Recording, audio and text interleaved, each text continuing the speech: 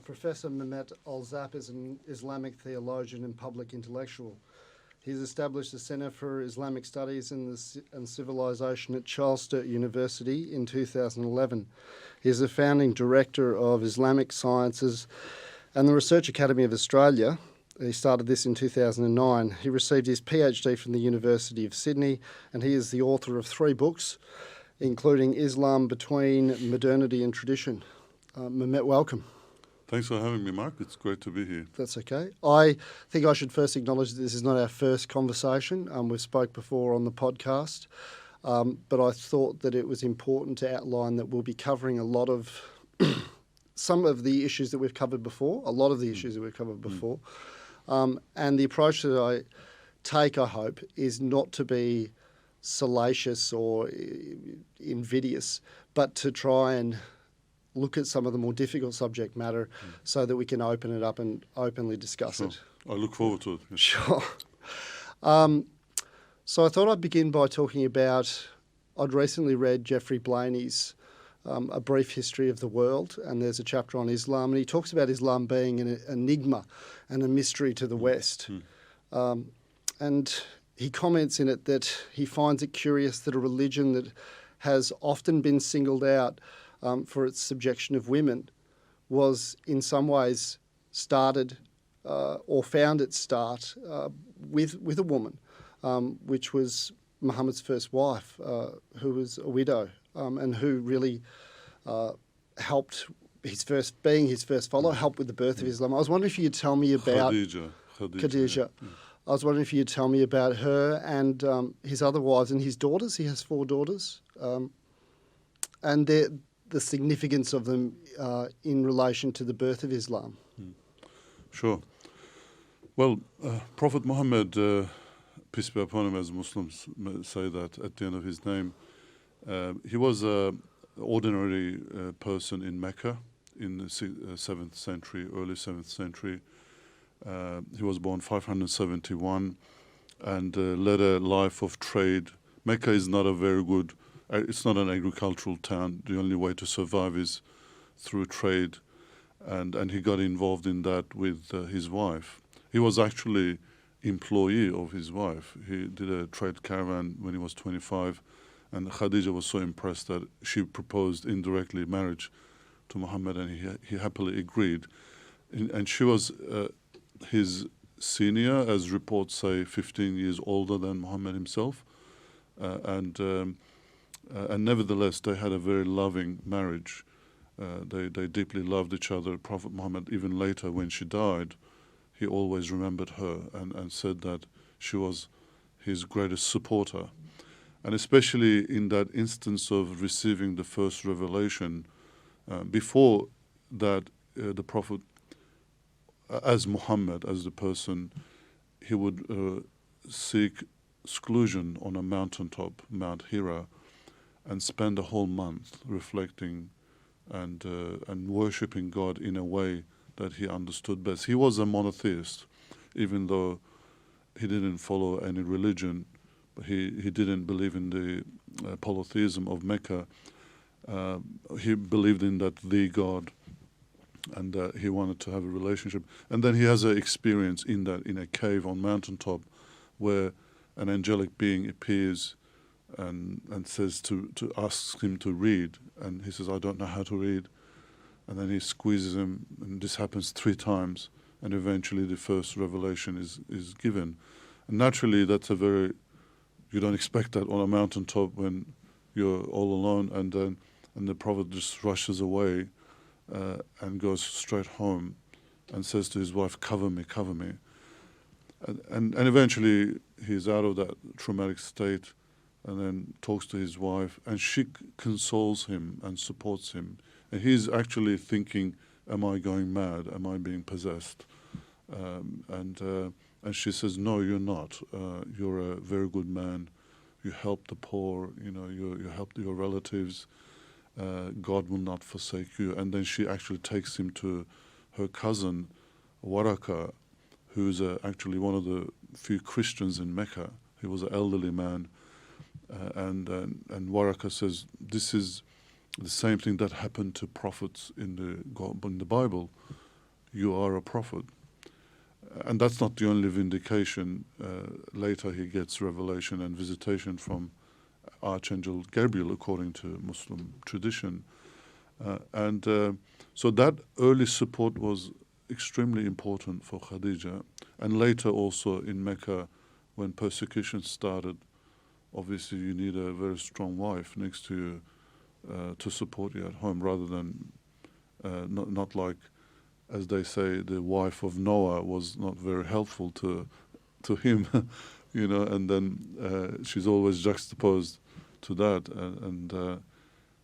And one of her daughters, Fatima, became a very important person even after Prophet Muhammad's death, and his lineage actually continues through Fatima.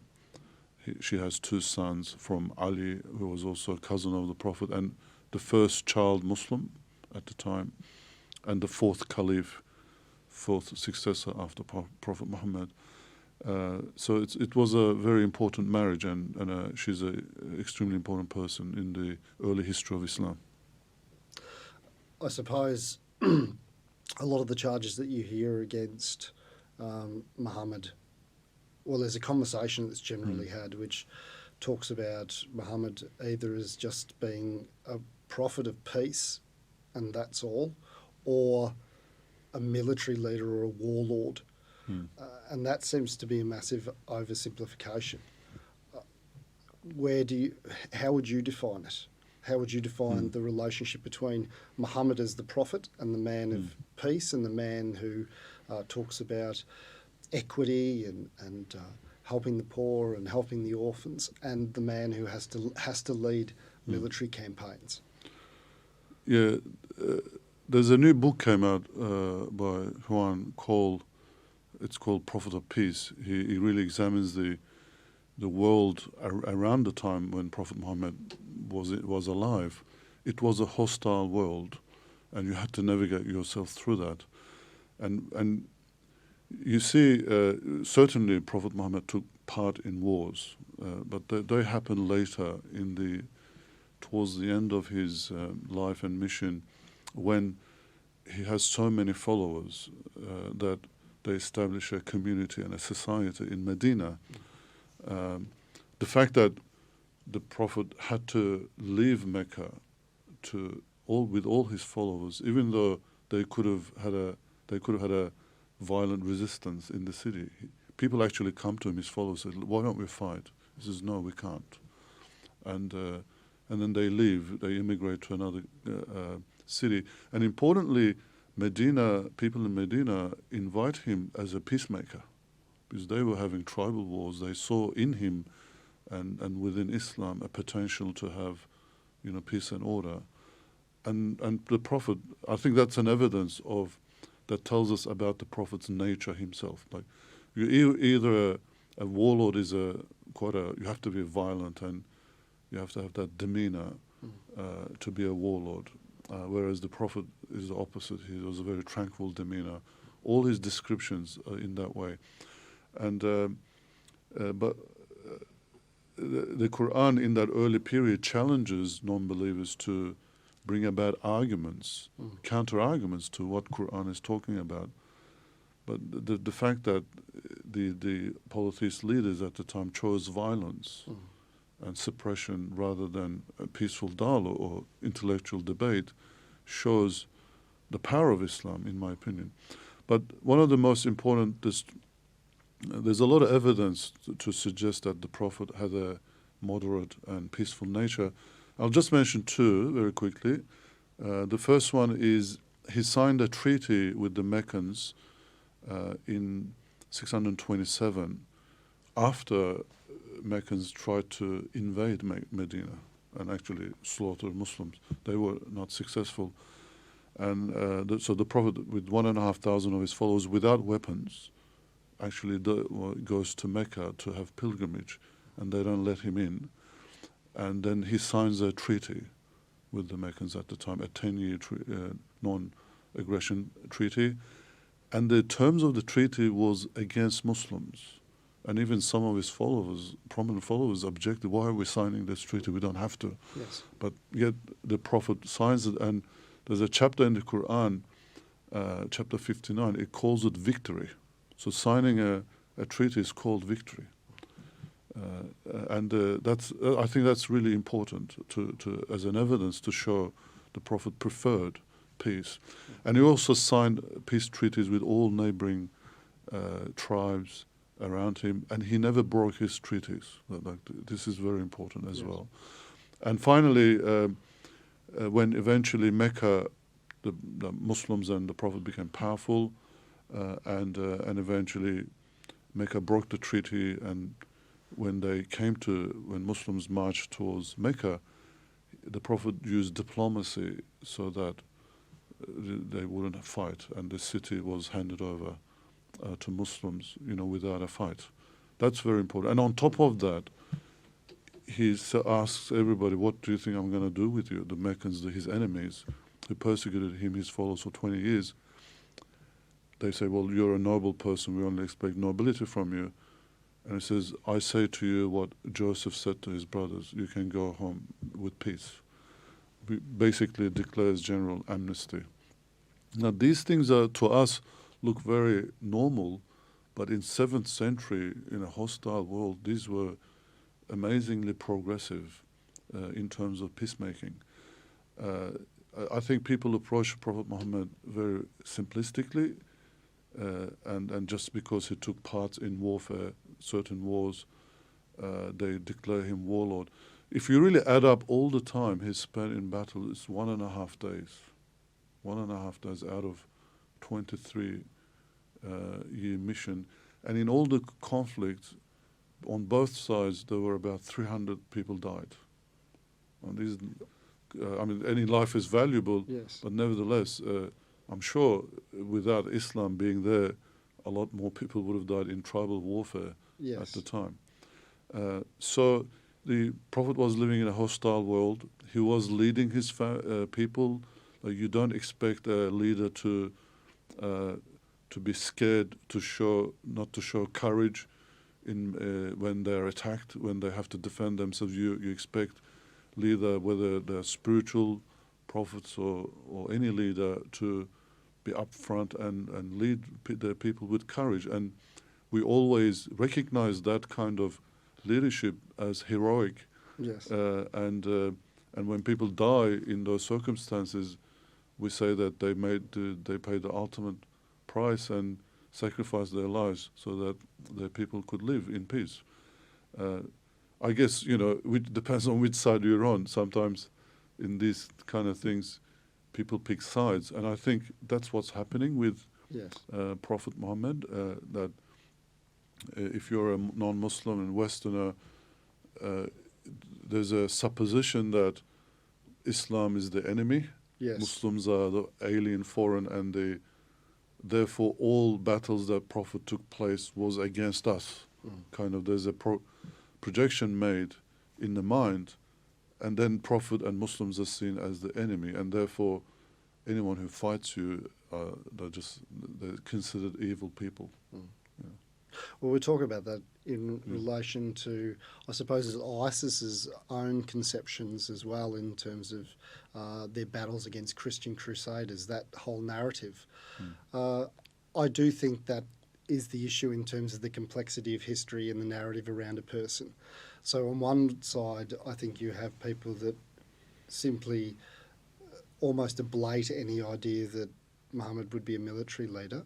A general can still be a good general, essentially, and go into battle, can't they? They can be somebody who really wants to bring about peace, but they realise that war may be essentially be an inevitability. And it seemed to me from reading the Quran, and that's obviously, I'm a naive reader, but one of the surahs talks about you're not the aggressor.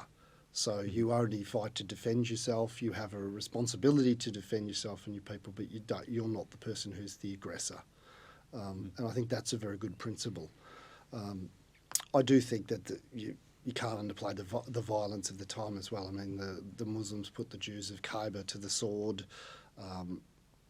These battles, the Meccan battle would have been, has been said, mostly bloodless, because once they broke the treaty, the Muslims were in such strength. I suppose if you were being a skeptic about it, you would say that perhaps Muhammad only signed those treaties when he was in a position of lack, but then it changed when he was in a position of strength. And I wonder how you respond to that. But when he was powerful, he never broke the treaties. If that really refutes that argument. Yes. But I just want to say that, firstly, maybe the fact that the Prophet Muhammad took part in battles, in my opinion, is not a disadvantage to Islam.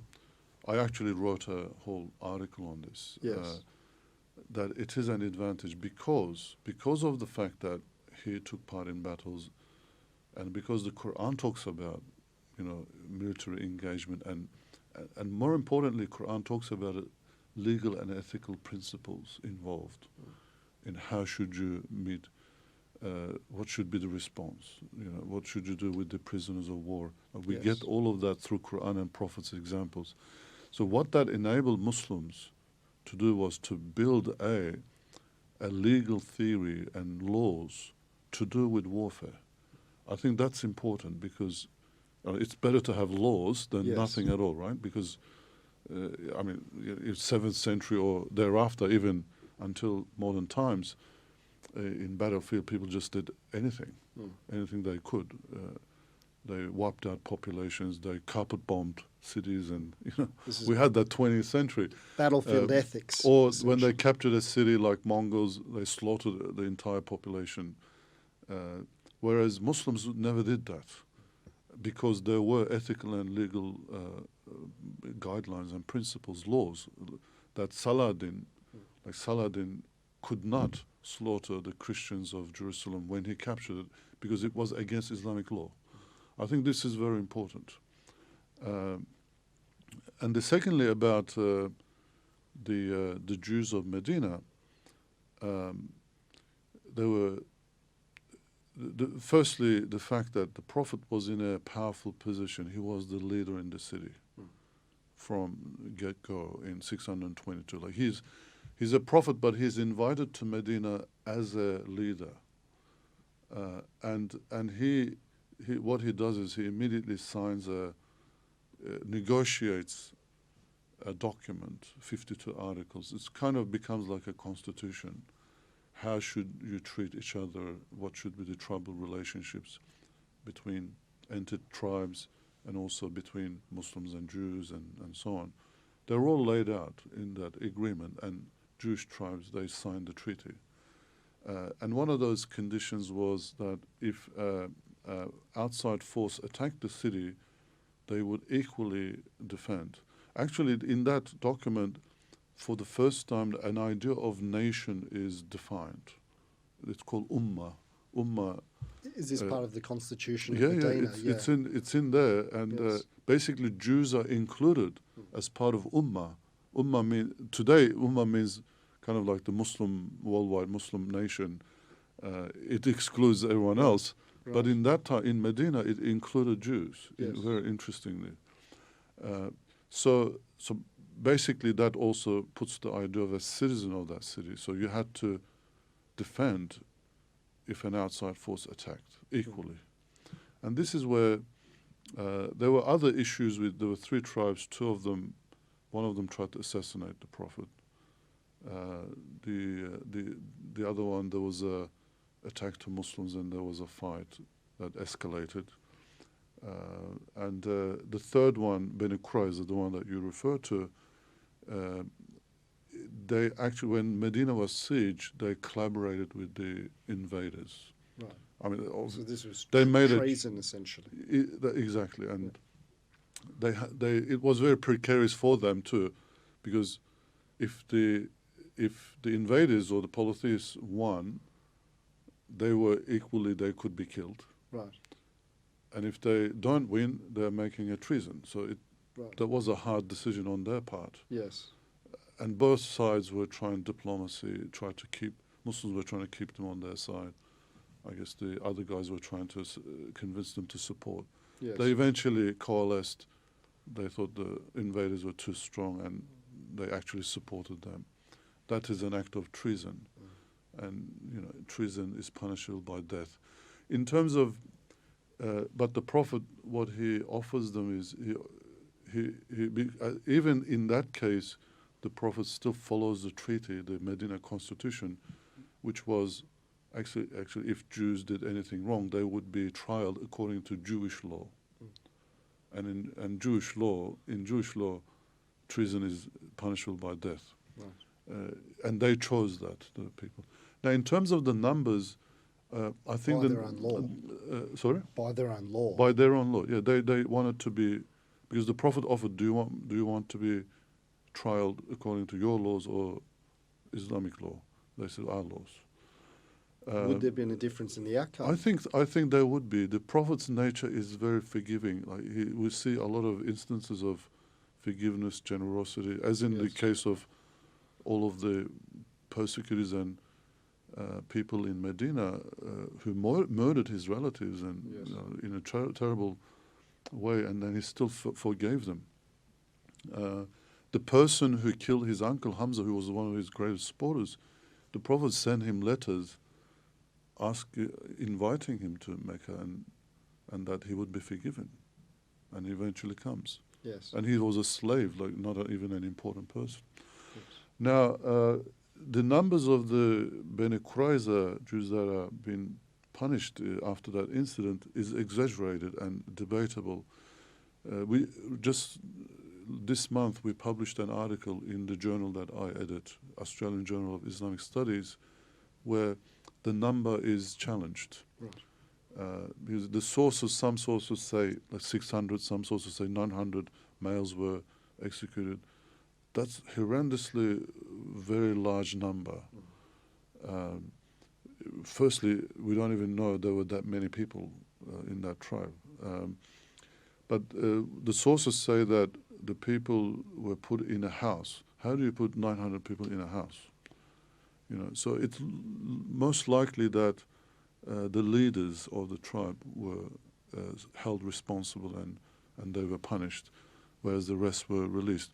And by the way, just to tell you, when the Prophet passed away, yes, he pawned his shield with a Jewish person.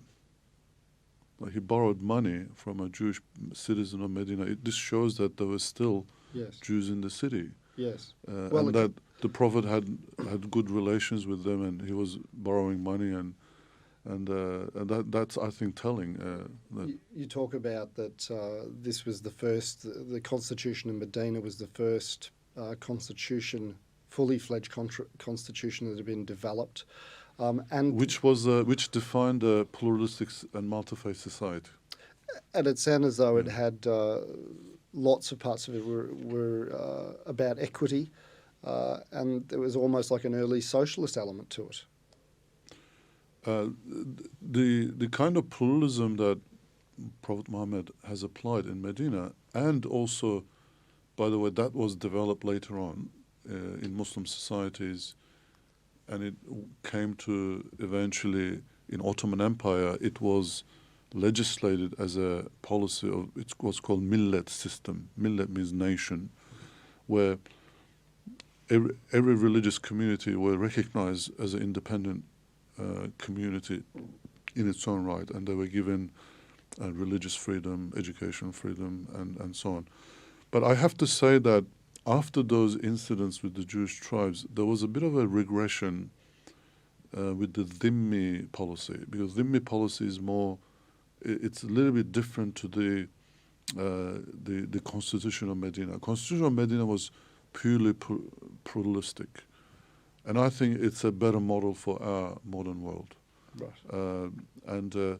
Whereas, obviously, when that experiment did not go too well, there were another Christian community down south near Yemen. They wanted to engage a relationship with the Prophet, and what's called the dhimmi agreements were signed. Dhimmi agreement basically says that non-Muslims could live under Muslim rule freely.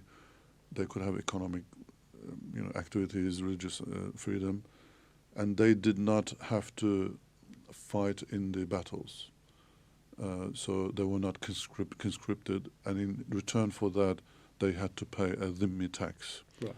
And Muslims paid the zakat tax, by the way. Sometimes people say, oh, yeah, no, Muslims were paying money, were not paying anything. No, they were also zakat. The zakat, it's a form of charity, we should explain. And it's a compulsory charity or alms.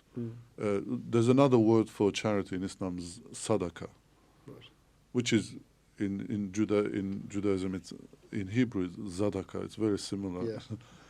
They're related languages.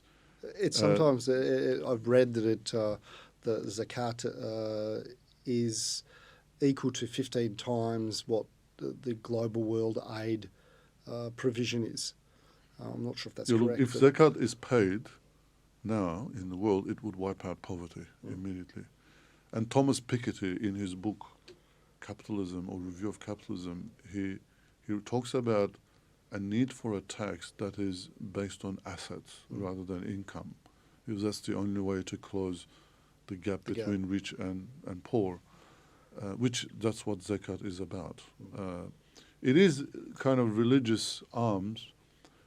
At the end of the day, it's individuals paid. In our time, it's voluntary, or people paid on their own accord. Yes. The governments don't collect it, but at the time of the Prophet and thereafter, a few centuries, it was collected by the state, right. And also, but they could only distribute it to certain categories of people, like poor, needy. Yes. And it couldn't be spent on anything else.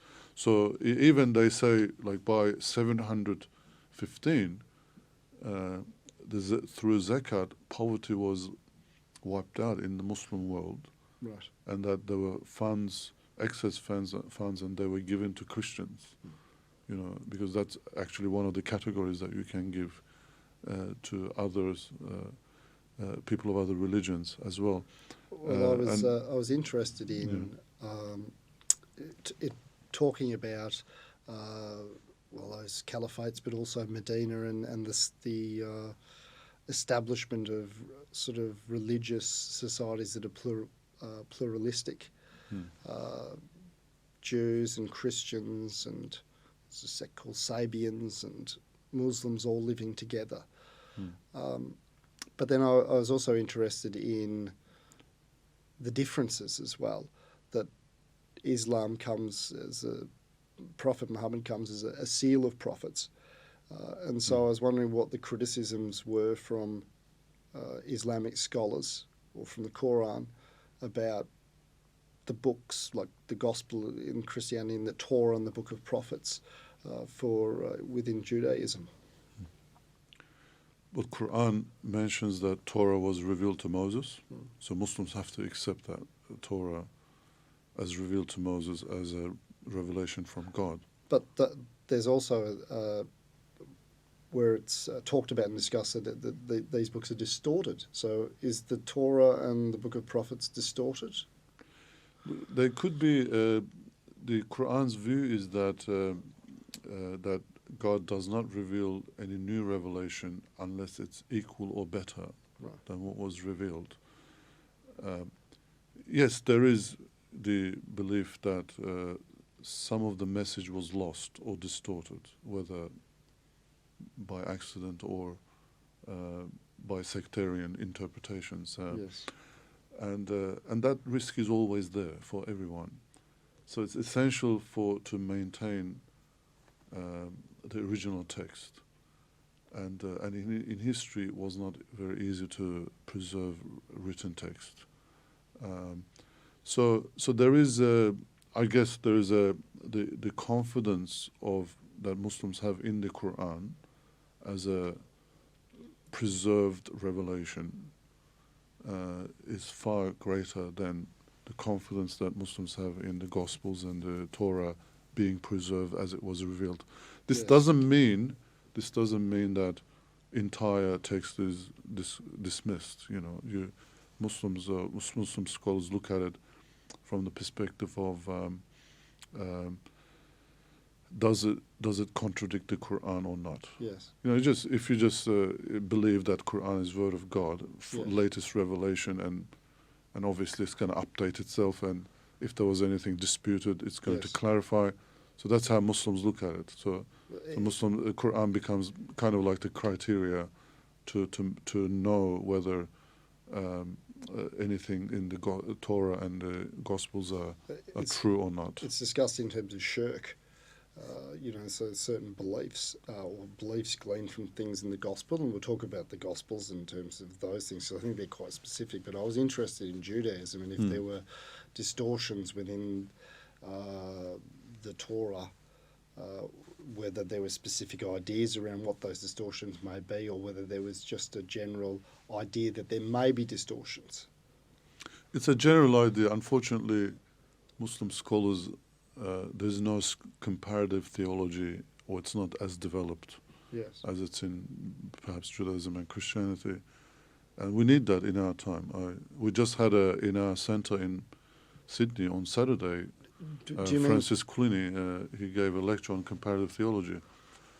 I guess what I mean is that the Muslims haven't really engaged with the texts, the Torah, at a scholarly level, to do that kind of comparison. I've done it with the story of Joseph, and because that's the only story in the Quran that's given full, and that story also exists in the Bible. Yes, it's remarkably similar.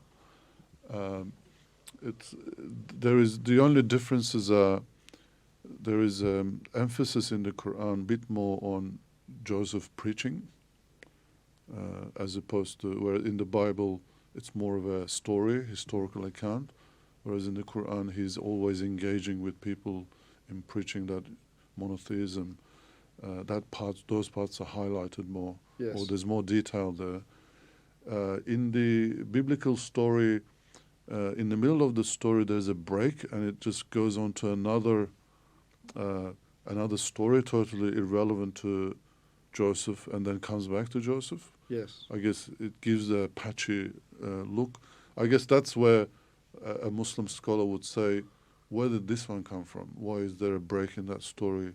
Right. And it just goes somewhere else. It looks like it's been edited. Right. But the Quran itself is non-linear, isn't it? Like, it's not a linear book. It's you can read the surahs not in any sort of order, but still gain understanding. In fact, they often, in the version I read, it says read the shorter surahs to begin with, and then... That's right. The shortest chapter in the Quran is one line, and all Muslims start memorizing that. Yes. And interestingly, that's about monotheism. Right. Now, the stories in the Quran are also like prophetic stories. Sometimes it's covered in a single verse, the entire story. Sometimes it's spread. It highlights certain bits. But in terms of the text itself, in its Arabic form, there is coherence. Like there's no... you need to know Arabic to appreciate this. Like every chapter in the Quran has its own sound. Yes. When you read the English translation, it all looks the same. And sometimes even certain things, what's it talking about here? Yes. But when you read the Arabic, linguistically, those parts where you may think, what's it talking about? Linguistically, they're the most eloquent. So there's that emotive power of the Quran, and the chapters have a continuity of that sound and rhythm, where you don't see a break in that sound. But obviously, in the content, there is one would argue that a deliberate break, depending on what topic it's covering, is highlighting certain part of the story. I suppose, we should have explained what shirk is to people who don't understand, but I think there are specific ideas in relation to Christianity that are incommensurate with the ideas of the monotheism of Islam. And I wonder if you could talk about those. Yeah, shirk means associating partnership with God, or if a person worships anyone other than God, that's committing shirk. If divinity of God is split into entities, it's considered shirk. Like the Trinity. Like the Trinity, yeah. The Quran is critical of Trinity. The Quran is critical of Muslims too, by the way. Right. Like, especially there's a charge of hypocrisy to Muslim. Obviously, hypocrisy is if you say you believe, but you don't necessarily believe in your heart. Yes. Like the first chapter in the Quran, 7 verses, and then the longest chapter comes, and immediately starts by defining belief, disbelief, and hypocrisy. And belief, disbelief is covered in 2-3 verses each, but hypocrisy is covered in 13 verses. Right. So that's that's criticism to Muslims, or those people who claim to be a Muslim. In chapter 49, verse 14, it says, "Oh, you Arabs, desert Arabs, you say you believe, but faith hasn't entered your heart." Yes. So Quran is also critical of what it considers to be wrong interpretations or wrong beliefs with respect to Christianity and Judaism as well. Yes. But it never does that in an absolute sense, and it never does it. It never focuses on the people. It focuses on the ideas, beliefs in its criticism, and even like when it does this in chapter 3, for instance. Yes. At the end of that passage in verse 113 to 115, it says, "Not all Jews and Christians are the same. No. And amongst them you will have those who celebrate the glory of God at night and do good. They will not be wronged." And that's an important exception that Quran holds. Yeah, I suppose in I don't know which. I think it might have been the cow, But I guess the important thing is the correct belief. Yes. Quran's focus is that there is only one God, and that there's evidence for that in the natural world.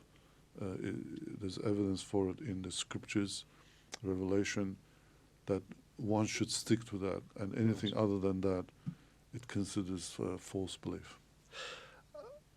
One of the surahs that I read was around Jews, Christians, and Sabians, an early sect around the time of Muhammad, will be saved. One of the points it was making was around the divisiveness of religion, Jews against Christians, and sort of introducing Islam to come in as overarching, essentially saying, well, Islam is the correct faith, but if you essentially believe in the God of Abraham, then you're looking forward to paradise. But then later on it contradicts itself. It says only Muslims can be saved, essentially. Well, it depends how you understand what. Well, the point I would make is that probably some of the beliefs, like Trinity belief, is not necessarily pretty fundamental to being Christian, because lots of Christians would believe different things, particularly Christians in the early part of the church before the Roman Empire, and even now. But the idea of Jesus as Messiah, which Muslims talk about, but the idea that Jesus wasn't crucified, that would be quite difficult for most Christians to accept. And that would sort of negate, if they had that belief, that would sort of negate them anyway, you would think, from true belief, if Islam was the true belief in that respect. Do you see my logic, my point there? Yeah, I see your point. As you said, I'm not a Christian theologian, but I know some of the biblical history. And until 325 Nicene Council, there were competing theologies about Jesus. Yes. Which means about crucifixion, and which also means about nature of God. Yes. And these were debated, and in the end, Trinitarian theology won, and that became dominant, and any alternatives were persecuted by the Roman Empire. And I'm not saying this as a criticism, that's a fact of history. So, like Roman Catholicism won the battle, or Christianity became Roman Catholicism, and then there's a breakaway with the Protestant reform. So Muslims or Islam came in 7th century, and it was responding to theologies in its time. And it's the only religion that talks about Christianity. Yes. Like if you think about it. And it's the only religion that accepts Jesus. Yes. And actually, when Jesus, the Quran talks about him as kalam, from the Spirit of God, like Ruhullah, Kalamullah, like these are Spirit of God or Word of God as used in the Quran. Like this, Jesus is special in its immaculate conception, which Quran acknowledges, by the way. And the only thing that Quran falls short is calling him divine. Jesus having a divine nature, and that is definitely from an Islamic theological perspective tantamount to shirk. I mean, that's the view of Islam, whether one would agree or not. I know how central that is to Christianity. Also, crucifixion, there were Christians in the early centuries who also believed Jesus was not crucified. And I also understand why that's so central, the resurrection. It's not, and but I have actually, if we really think about, or the way a Muslim mind, scholarly mind works is like this.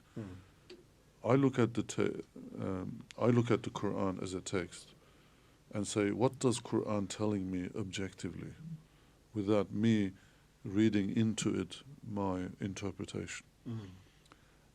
Modern interpretation as well. Modern or classic, like you could be so influenced and biased by your view that sometimes you want to see what you want to believe in the text. Yes. That is a very dangerous path. Right. The text should be engaged in its own right first. You're a modern person with modern thoughts. You grew up in Turkey? You were born in Turkey? As a child, I was born in Turkey. It seems to me like a interpretation of an ancient text. It would be almost impossible not to bring some of yourself into that. Yeah, look, of course. However, the initial engagement has to be within the book itself. The boundaries of the text. Right. Because you just want to remove as much bias as possible to understand the text in its own right. But then there is the context, right, which it's part of Islamic scholarship. Right. For example, there's an aspect of Quranic exegesis or interpretation, which is called reasons for revelation. Like you look at why was this text, part of the text was revealed, or in response to what event, what question. And if you know that, then we would understand the historical context. That would be the second thing to do. And the third aspect would be to look at our context in the time in which we live in, and see what kind of inspirations we could get from the Quran, and also what kind of readings we can go into it. I'll give you one example of interfaith dialogue, for example. Sure. Right? Interfaith dialogue is a modern phenomenon. It's in the last 20, 30 years. When some of the verses in the Quran that have interfaith dialogue nature were bypassed by previous scholars when they looked at them, because yes, they did understand those words, but it wasn't speaking to them in their time. Right. Or there was no need to engage a bit more closely with those verses. Yes. Whereas in our time, these verses jump at you when you read the Quran. Like, let's say, for example, "O people of the book, come to a common term between us." Like that's a very significant verse in the Quran. That for me as a Muslim theologian, living in Australia and always engaging with non-Muslims, it's very important, that verse. Whereas the verses dealing with perhaps warfare become silent to me, because those verses are not applicable as applicable in Australia as it was perhaps in the old times. But it would depend on time and context, wouldn't it? Because, I mean, as a Muslim, so the verses that say that you're sort of morally obligated to take up arms if you're under threat, unless you're gravely ill, unless you've got a grave disability or something like that. If you were living in, say, the Ottoman Empire during a caliphate and you're under threat, your country is under threat, your empire. Or you're invaded or you're under threat. Yes, certainly. You would be obligated to take up military service. No, you have the option. But wouldn't the verse be saying to you, if you're physically well, then the people who decide to stay home don't? Well, that's true. They don't. Verses, there's no obligation in verses. Right. It's more encouragement. Right. Because even at the time of the Prophet, people chose to take part. Like Prophet Muhammad never had a standing army. He never had a state bureaucracy. But it had some stigma attached to it. If you chose to stay home and not go out into military service, you weren't as highly valued as the person. It talks about the value of the person who decides to do that, who gives up the good of themselves and their property to go out and... But it's more, a lot of reward is promised with that. It's encouragement rather than shame.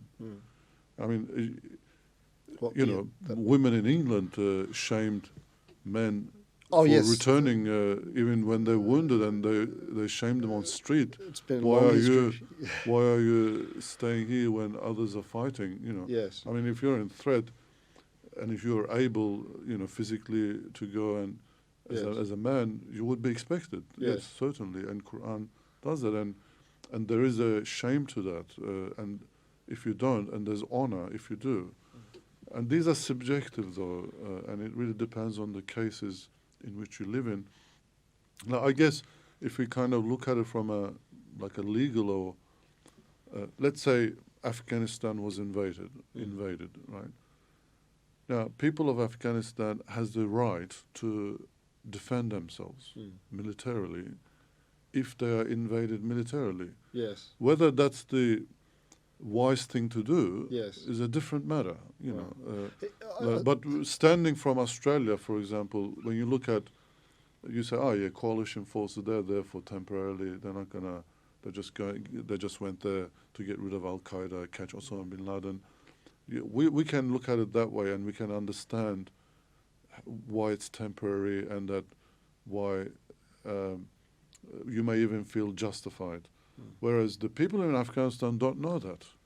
All they're seeing is these army soldiers coming in and fighting the people, knocking down houses, bombing places.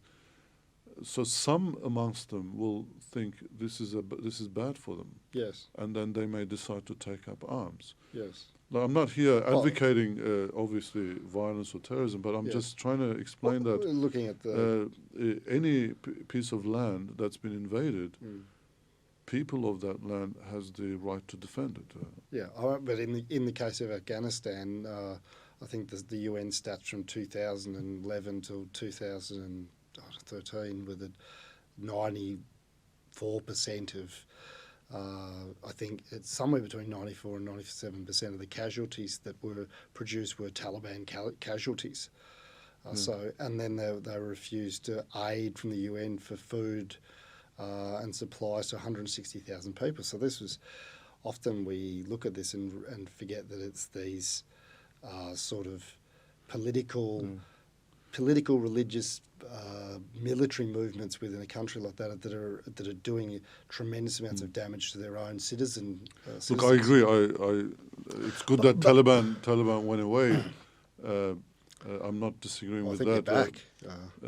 But again, it shows the futility of military intervention. Yes. And in my view, if I would probably say just collaborate, let them leave as soon as possible. Yes. That might be a wiser thing to do if you're invaded. Yes. But standing here, though, is invasion a good thing? I tell you, when Iraq was invaded, and then you had the Arab Spring 2011, yes. Syria was in turmoil for about 6 months, and then there was lack of intervention. There was a window of opportunity to intervene if there was a very strong diplomatic push by United States yes. and the Western powers. Probably the civil war could have been prevented. Right. But when it couldn't, and then you had ISIS in 2014, I actually predicted to my friends, I said, in 5 years there will not be ISIS at all. It will collapse. And it wasn't a wild guess. It was exactly the same conditions that was in Afghanistan, which produced it. Afghanistan was invaded, there was civil war, and there was that creates a huge gap. Yes. And then Taliban came in, became a dominant force, and they collapsed in 5 years. You know. Well, they and overthrew the Northern Alliance, didn't they? And then they they took over the whole country, but then they're so grotesque, the kind of government they do, inevitably something was going to happen, and that's when 9/11 happens in the United States, comes and collapses Taliban. And I predicted with the ISIS that it will go away in 5 years. It's got a 5-year shelf life. Right. And 2019, this year, ISIS no more as a political entity. It will be Al Qaeda 2.0, but it will live on as a kind of a insurgent thing, terrorist organization, but it's gone as a political entity. That's what I mean by the 5-year term. It was more as a government and politics. Right. Because you were critical of the US withdrawal, or the plans that they announced for withdrawal from Syria. I read an article about that in the conversation. No, I'm not critical. I'm just analysing who's doing what for what motives, right. and what consequences that would produce. That's how I approach the Syrian. What are the motives and the consequences? Okay, we're now moving on to Syria. We'll move on to Syria. Is that you happy to do that? I guess I don't want to miss the opportunity to talk more other things about Islam if you have other aspects. It is interesting because we will link it back. There are things about ISIS that I'll link back to questions about, interestingly enough, questions about Islamic philosophy and theology. How do you link that to ISIS? Do you want to go straight into that? Yeah, let's go straight into it, because the other politics is complex and it will take a while to... Okay. Yeah. So one of the things I was really interested in is ISIS captured the town of Dabiq, and their glossy English magazine was Dabiq as well, which is one of their recruiting tools.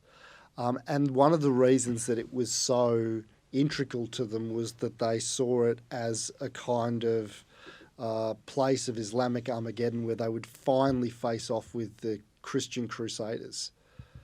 And I was just wondering what your thoughts were on that, how that figures into Islamic scholarship and the history and philosophy of it. Look, ISIS was that reasonable? Look, let me tell you this. Al Qaeda, we know Al Qaeda as a terrorist organization. We know them as extremists, right? Yes. Al Qaeda declared ISIS as extremists. I mean, that tells you the level of extremism of ISIS. Well, they're all sort of mutually antagonistic, aren't they? I mean, I'd read something talking about.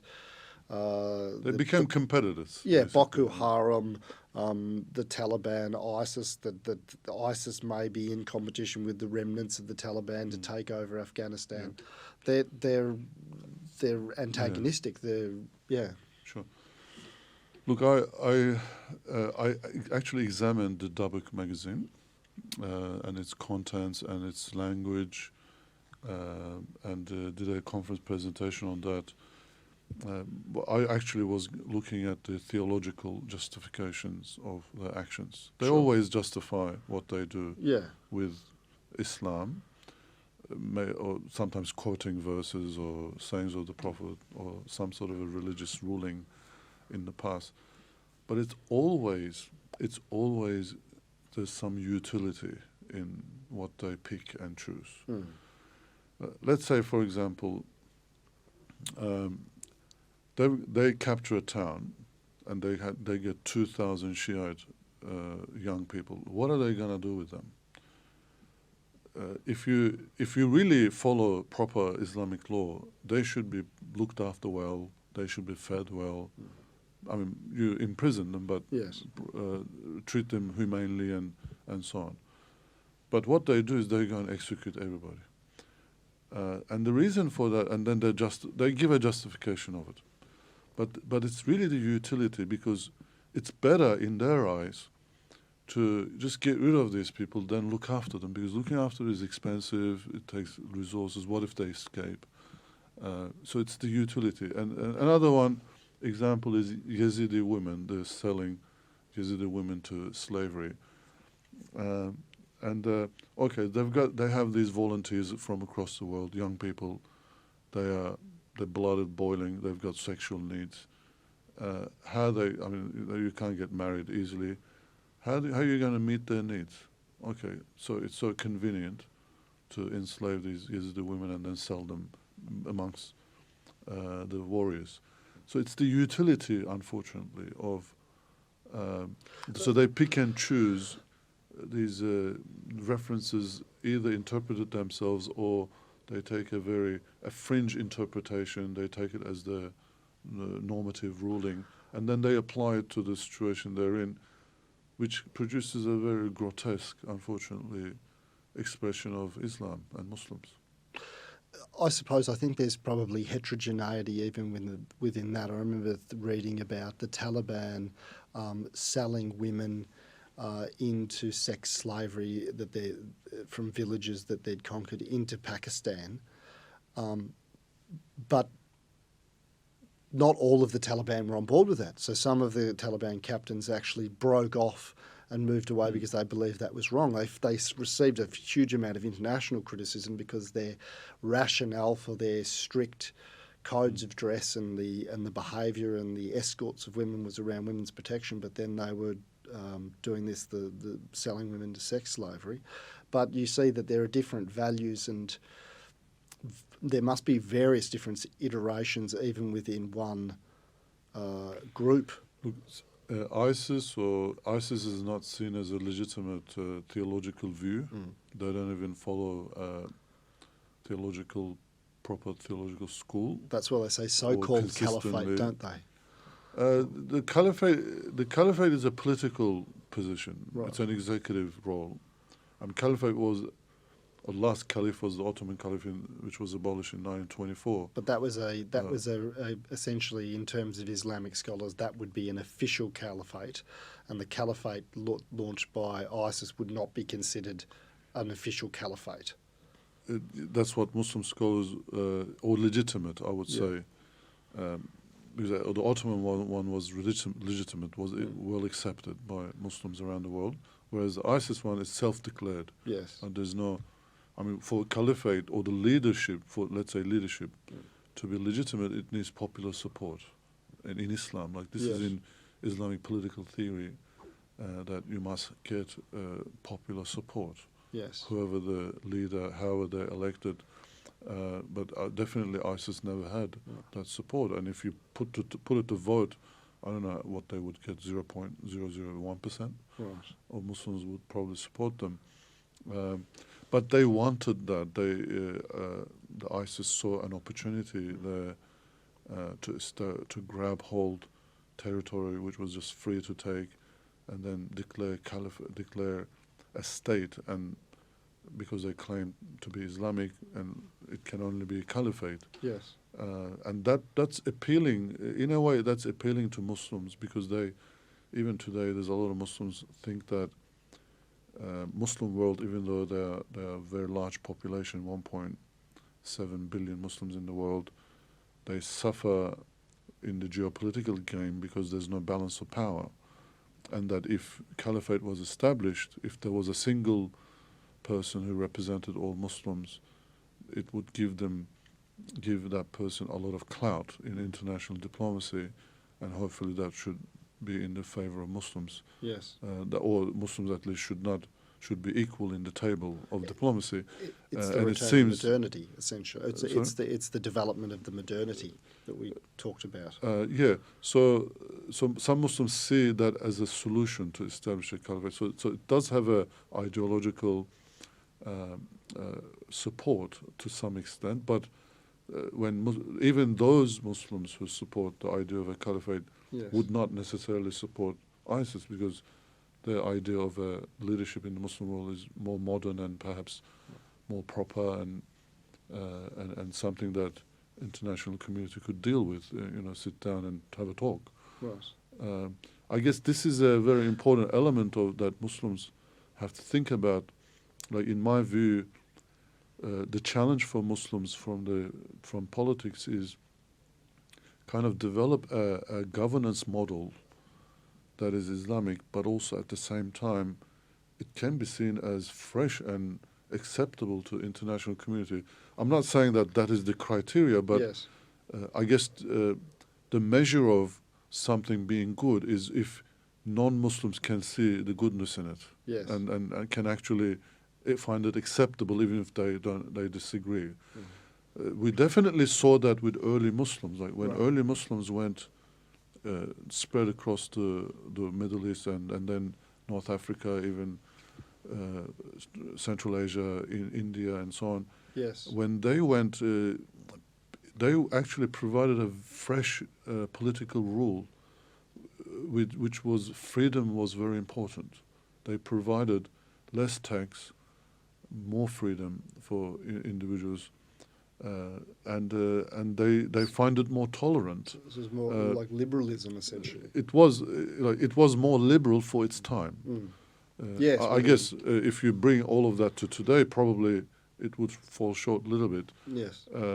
But nevertheless, people sometimes invited Muslims in because Yes. I saw them as liberators. And when Spanish Inquisition was happening in 16th century, 500,000 Jews were kicked out. Muslims were kicked out of Spain. Spain was 70% Muslim at some stage. And these people largely went to Muslim countries. Even the Ottoman Sultan Bayezid received asylum seekers. Yes. They were properly recorded, and there was a settlement process. They settled them in different cities, towns, so that they were equally distributed, and so they were looked after well. They were received well. Yes. And then even Sultan Bayezid sends a letter to King Ferdinand, says, "Thank you for sending the best of your people over. Right. We needed them." Right. I suppose I was thinking in terms of when we're talking about ISIS and we're talking about,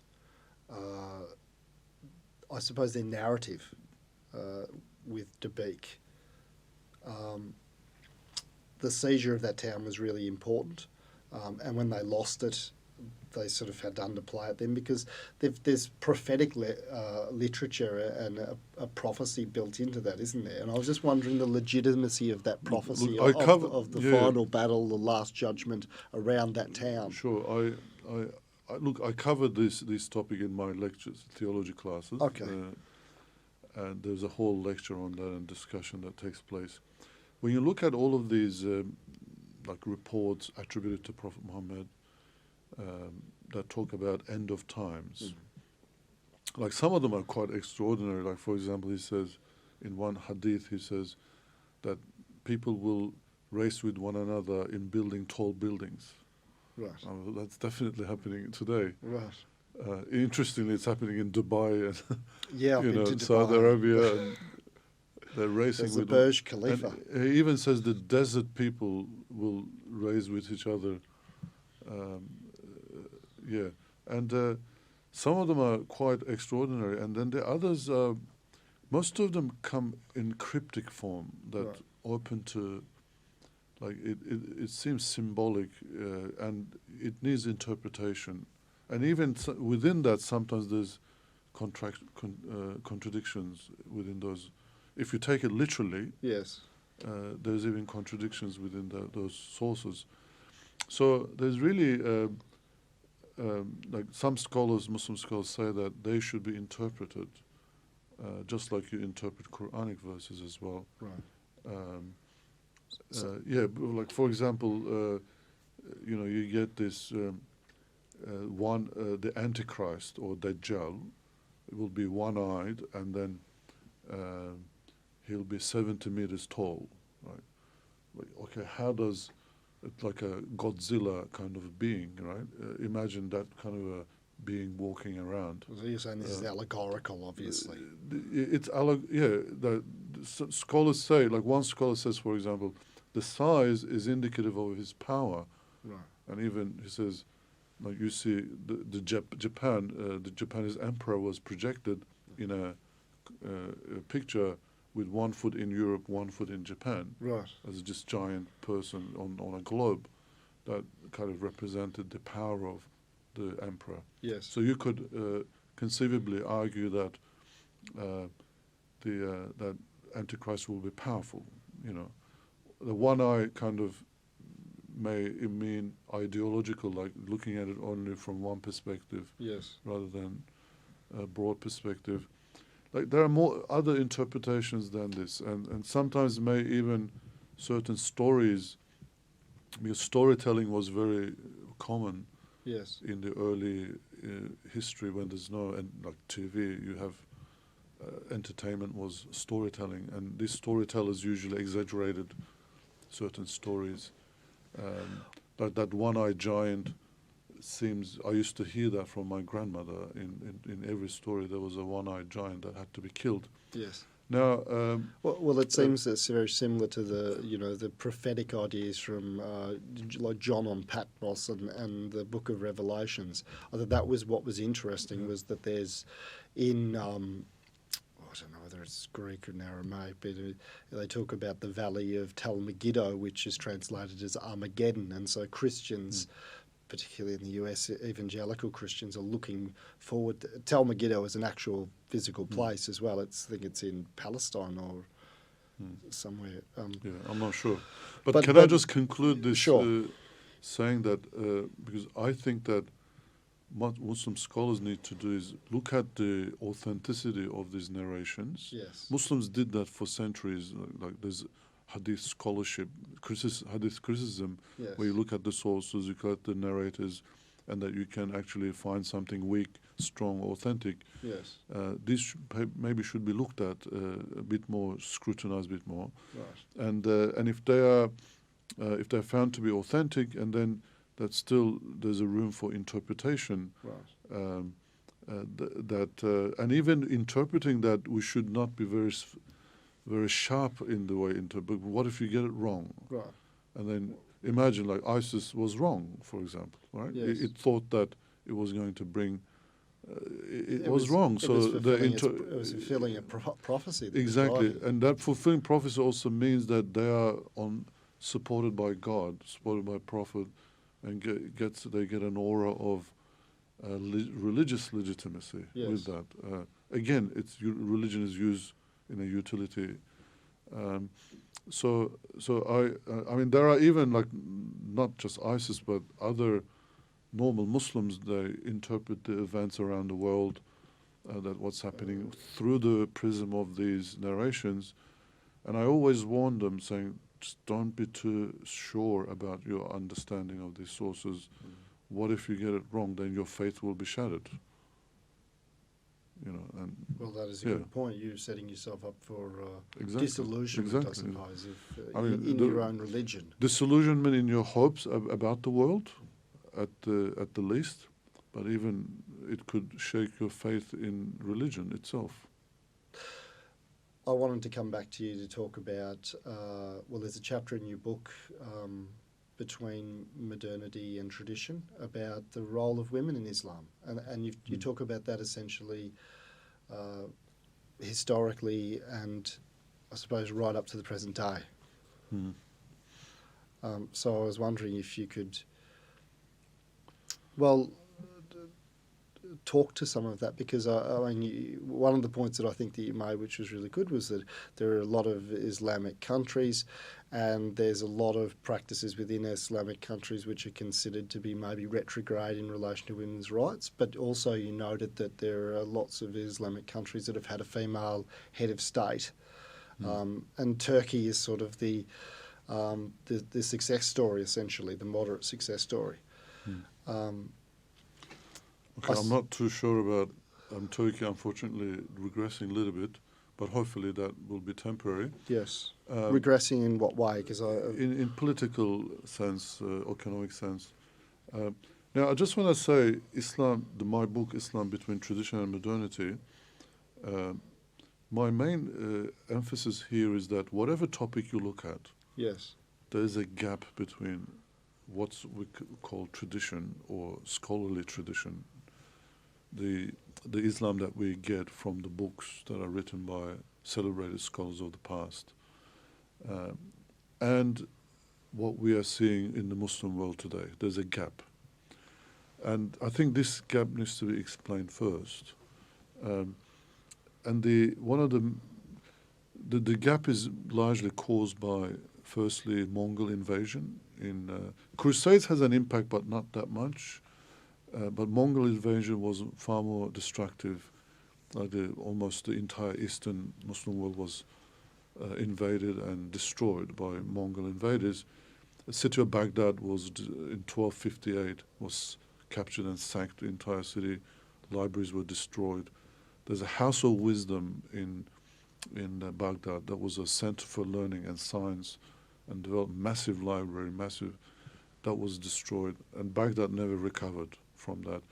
And there was a black plague in that at the same time, with decimated populations, and then Muslims recover from that in 15th, 16th centuries, but the kind of societies they build is not the same as well. It was still very advanced to compare to today, and compared to the Europe at that time. Europe was still in dark ages. Like Muslims were like the West, or in the past, Muslims were so developed and seen as the most developed and most civilized. Yes. In the world compared to that time. Yes. And just like today, when we look at the world, we say everybody wants to live in Western countries, right? Yeah. Most economically developed, politically stable, and freedoms and so on. You can do art, commerce, everything. You had that in Muslim countries and civilization. That's what we have talked about in terms of, I would just say that we've talked about, and this was essentially my take on it, and you don't have to agree, but it was that when you're reading the Quran, you're reading specific surahs around relationships to women or women's rights and things like that. Generally, you point out that there is within the Constitution a whole section around security for women and the idea that if you're a good man, then you're taking care of women. That's a decree by the Prophet Muhammad. But you might find surahs in there, but by today's standard, you would think this is quite suppressive of women's rights or whatever else. But surely you're only judging something on a time and a place. Because I remember one of the readings that I read while I was reading the Quran was around the pre-Islamic customs of burying baby girls alive because you didn't have the resources to take care of them. When Islam came in, they overthrew one of those practices. That seems like a very good thing. It was prohibited, yeah. Very progressive thing. But it seems to me unfair to weigh a text against the ideas of a particular culture today. Look, let me tell you, at the time in 7th century, in much of the world, having daughters was seen as disadvantageous because you needed males were more, like they could work, they could fight and so on. The environment was different. Yeah, the Prophet Muhammad, he said, if anybody raises 3 daughters properly and then marries them off, they will go to paradise. Right. Like he puts raising of daughters to a very high pedestal. That's so important. I met Muslims even today who they have just daughters. Yes. They say, I'm so happy having daughters because of that saying. Yes. Now, I'm not saying, they're going to feel bad if it wasn't the case, but everybody wants, people may want boys and girls for different reasons. Now, and he also has a saying. He says, "The best amongst you are the ones best in conduct, behavior, and the best of those are the ones that are best to their women." Right.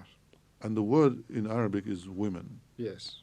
It says their women. Sometimes they translate it just Singular. to say in brackets wives, but the Prophet doesn't say wives. There's a word for that as well. He says your women, and so he puts the treatment of women as a criteria, or the best treatment as a criteria of best conduct and a proper Islamic society. Yes. Now, So progressive, incredibly progressive, very similar to, I suppose, ancient Sparta in some ways.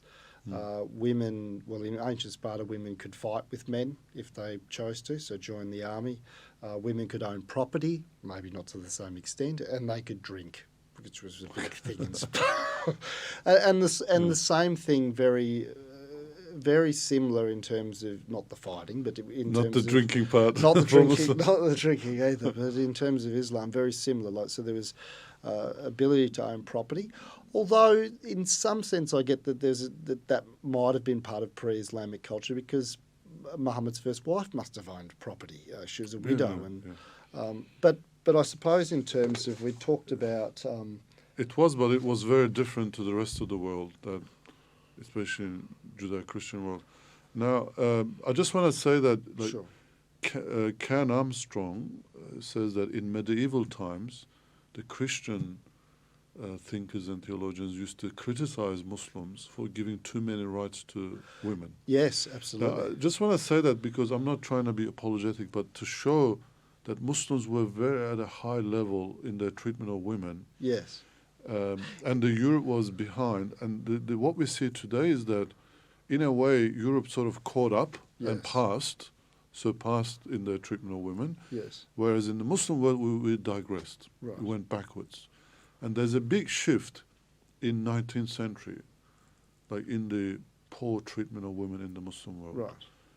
And that coincides at the same time as colonization of the Muslim world.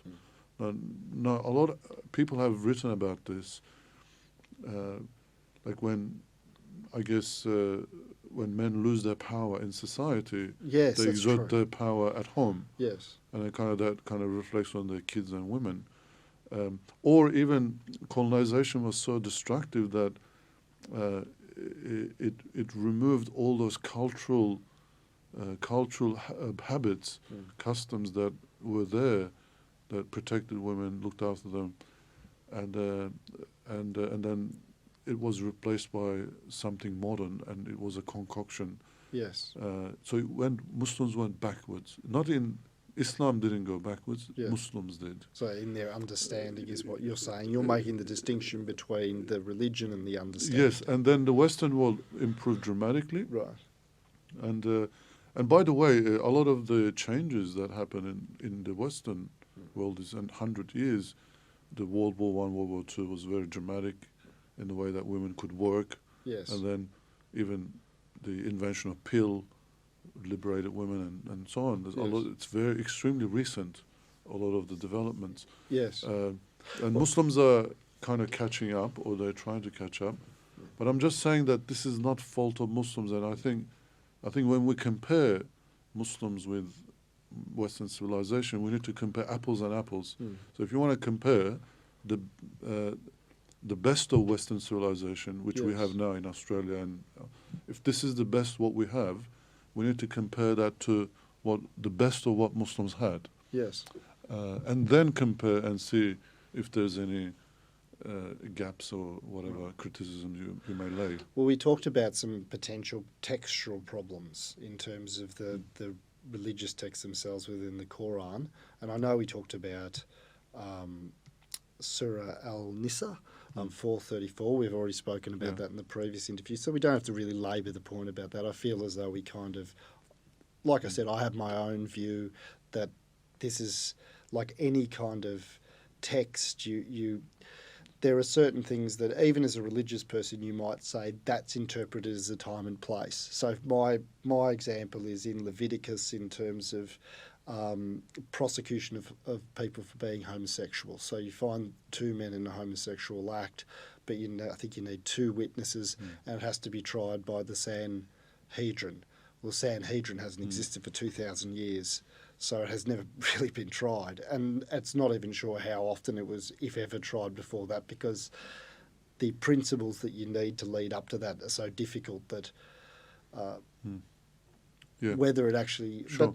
But the point I did want to talk to you about was this. So in Surah An-Nisa, not the point that it leads into, but it starts off with, men have authority over women because God has made one superior to the other and because they spend their wealth to maintain them. Good women are obedient. They guard their unseen parts because God has guarded them. As for those who fear disobedience, admonish them, forsake them in their beds and beat them. And it changes, like with softly or with... That's not the point we need to talk about. Then if they obey, take no further action. Surely that as a verse in modern times, anywhere in the world, is problematic in terms of its interpretation. Men have authority over women because God has made one superior to the other. Yeah, it doesn't look good, like when you look at it from the Western paradigm. That's taken out as well. So, I mean, when we talk about this, there'll be a second part of the question I talk about. Sure. Yeah. But I'm not shying away from, I'm happy to go in detail of that verse. Yeah. But I just want to lay out what I said earlier. How do we approach texts like this? Yes. In my view, as I laid out, my method is look at them in their own right without taking in what we have today. Sure. Women's rights, and whether that sounds bad or not. Just look at and see what it's trying to say to us in terms of, and then once with that understanding, look at it today. Right. I'll give you another saying by Prophet Muhammad, which is not Quran but Hadith. He said, if a man and a woman should not be in the same place, in a covered place together. Like they should not be alone in a room, let's say. And look, if you look at this, we can say, oh, how backward is it? It just doesn't give space to women and so on. Because we bring with it our modern paradigm into reading that text. But now, for example, things have changed after the Me Too movement, where a lot of corporate men, CEOs and managers are saying, I'm never going to sit with a woman in the same room alone again. Because they also encounter quite a lot of criticism for that as well. Yeah, they do, but you can see why they're saying it, right? Because they don't want to risk themselves for accusation of sexual harassment, because the laws are today such that if a woman claims to sexual harassment, you have to believe her, and unless it's proven. Well, I'm not saying these things are right or wrong. No, I wasn't going to say whether you said they were right or wrong. I was going to say that I don't think the law does do. I don't think the law does do that. It's still. See, the laws are generally, I'm not a lawyer, but I've got a friend who's a lawyer, they're crimes against the state. So if it was a serious sexual assault or rape or something like that, when it's prosecuted, it's a crime against the state, not against the victim. And they're trying to sort of change that, and they're changing the way that the evidence is gathered and how you can cross-examine the witness and all that sort of thing. But if there is a doubt, or if it's about his word against her word, you're talking about the social... The bias is towards...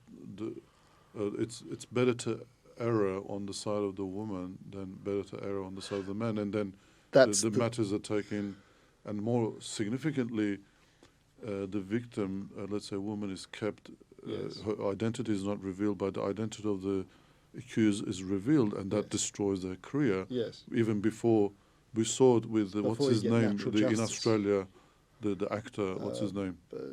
John Jarrett. John Jarrett. We saw in his case, he was exonerated, right, by the courts. Yes. But his reputation is destroyed. Yeah, so that's a separate thing. There is an issue in terms of the court of social opinion now, because people have so much access to it. But look, I don't have strong views on these things, but I just merely raised it because when the social context changes, then all of a sudden this advice that you get from the Prophet Muhammad seems really appropriate Yes. to at least some men. Right. But I would go actually further and to say that that saying protects women. You can look at it from that. You can say, if there is a situation like a man and a woman are together in the same room, and that it's a patriarchal society, Yes. there's more chance that the woman would be harassed, Right. and that men can get away with it. This is what happens in Japan. There was a Yes. documentary about that. Yes. So the Prophet basically is saying there, when you look at it in its own right, and then with the context, we kind of see the wisdom in that, what Yes. he's saying. That's what I'm saying. So I'm saying that we should approach these texts Yes. because without really not be judgmental about it initially, Yes. and let's read it in its own context and look at it as, is this saying something? What is this saying? Maybe with well intention as well. Is this saying anything about protection of men and women, protection of rights? Because in my belief, Quran is ultimately there to protect the rights of people. Right. Like when you really read into its ethical and legal guidelines, Yes. which is not too many, like you would probably say, strictly speaking, Quran has 70, 80 verses that are strictly legal. Right. Maybe if you extend that to 700 verses, you could include the principles that operate as well, out of 6,238 verses. Right? Yes. So Quran is largely a theological book, and its concern is more giving a message to human being about their salvation on earth and in afterlife, and Yes. having said that, it needs to be read in its own right, and I think when I read the verse, chapter 4, verse 34, from the Yes. perspective of what is this telling me about rights of men and women? Because Quran itself says, men have rights over women and women have rights over men. Right. In other verses. Well, this says though this specific, and I hate to kind of. No, it's okay. But I'm just saying that it seems a difficult one to interpret, and I would say that, like most religious texts in terms of the way that scholars approach it, is that there's going to be massive contradictions across the Gospels and the Torah and things like that, and then they say, well, let's look at this verse might say that, this verse might say this. What's the weight of evidence? But it seems like it's a problematic verse, because people would say that it underlies some of the things that you see in theocracies like Iran and the treatment of the Taliban towards women and things like that. Definitely verses like this could be used to justify abuse of women. Yes. I definitely agree with that. Yeah. But I don't think that's the intent of the verses, though. Right. If I believe that this verse is revealed by God, yes, certainly God's not going to choose between men and women, and well, it depends on your mindset, doesn't it? It depends on the human's mindset, not God's mindset. Yeah. So that's why I look at the advice that we get. Like when I studied, the key thing that we were taught in interpreting the Quran is you don't engage it with what you intend. Yes. You need to search for the intent of the Creator. Right.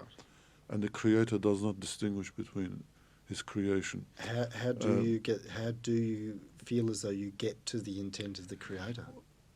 Well, by removing your own subjectivity. With that, obviously, you never know what the intent of the Creator is. No. And you have to engage with the text in that. But that allows you, that forces you not to be as objective as possible. Now, in that keyword, let's take the keyword qawwamun, which is translated there with 4 or 5 words in the translation you got. It's just a single word. Right. It does indicate to be kind of like one step ahead, to be strong. It really means to be strong. Right. Now, let's go back to society, 7th century once again. A hunter-gatherer society. Like humanity lived in hunter-gatherer for hundreds of thousands of years. Incredibly harsh environments. And there the man has to, like I understand that that the word kawamun to mean that man is not intrinsically superior to woman, but Yes. man should be in a marriage, in a marriage relationship. Man should be a step stronger to give stability to the family. To actually, we know that women prefer like men who are emotionally strong, and they actually choose women that have that kind of display strength in terms of partner, marriage, whatever. Yes. So, because like a woman could be like the biggest fear of a woman is harassment. When we and talk about threat. strong, we sometimes, I think people talk about that. Well, it depends on the researcher and the research, but they talk about competence and things like that. Well, in our time, that reflects in terms of competence, but in agrarian societies, it meant that men could fix things and he can go and work, sometimes Fight in the jobs that he doesn't like, Yes. and come and provide for the family, Right. which was the harder job. Yes. And women had a difficult job as well. They lost their kids and so on, a lot, very often. But both genders had difficulty. But in terms of it was a little bit more like the Quran is not saying absolute or men are so superior beings that they outshine women. Right. Just a degree stronger. Right. And I read that as men should be like that, or they should try to be like that for the benefit of the family, for the benefit of the relationship. I mean, you may disagree with that once again from the paradigm of today's gender, politics and Fourth gender wave paradigms. feminism. Those third wave, fourth wave feminism. Yeah. But I personally see in that a lot of wisdom. Right. And the way I explain that verse when I explain it this way to men, Muslim men, they say, they all of a sudden feel like a man, and they feel responsible. A positive thing. Yeah, that's responsibility. They feel like responsibility, which comes naturally to men, to provide, to protect the family. Yes. And obviously, that kind of responsibility also brings with it some certain rights. Yes. Just as women, they fulfill very important role in a relationship and marriage, and they have rights. Right. So in that sense, I don't see anything wrong with that verse, Right. if you understand it this way. Yes. Obviously, if you understand it to mean, we men, we do have, we are born, we're born with far superior things. Yeah. We would be mistaken. Yes. I personally think, actually, this is one of my, I'm thinking of working on a new work, and I've got 3 project ideas, and one of them is gender theory in Islam. We don't have a proper modern gender theory in Islam. Right. And a kind of gender theory that, once again, applies the method that I'm talking about. A lot of the material that we get today is either influenced by traditionalism or even feminism. There's a lot of feminist thought. There's feminist Islam as well, isn't it? There's feminist Islamic thought. And Muslim women are quite feminist. Right. And maybe rightly so, because they have suffered under traditionalism, or they continue to suffer some of that. Yes. I support them for that. But when we talk about Islam, or Islam says this, yes, we have to be very careful, and especially interpreting the text. I feel that there should be a serious study of proper gender theory should be developed with a proper methodology. How many of the texts that we've talked about contentious texts, but are they affected by Quranic abrogation? Or is that something that is applied by every scholar? Or is that, I've heard that that's quite contentious anyway. The idea of abrogation is debated. There are books written on that. Abrogation meaning some verses in Quran abrogating the others. Or older books as well, like the Gospels and the Old Testament.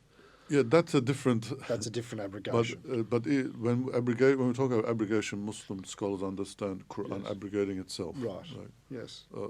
Because especially if there are different verses on the same issue. Yes. Which one do you apply? Yes. And, well, we talked about the Christian, like Jews and Christians being saved thing, and then within a verse I read the sort of something that felt like the opposite. yeah.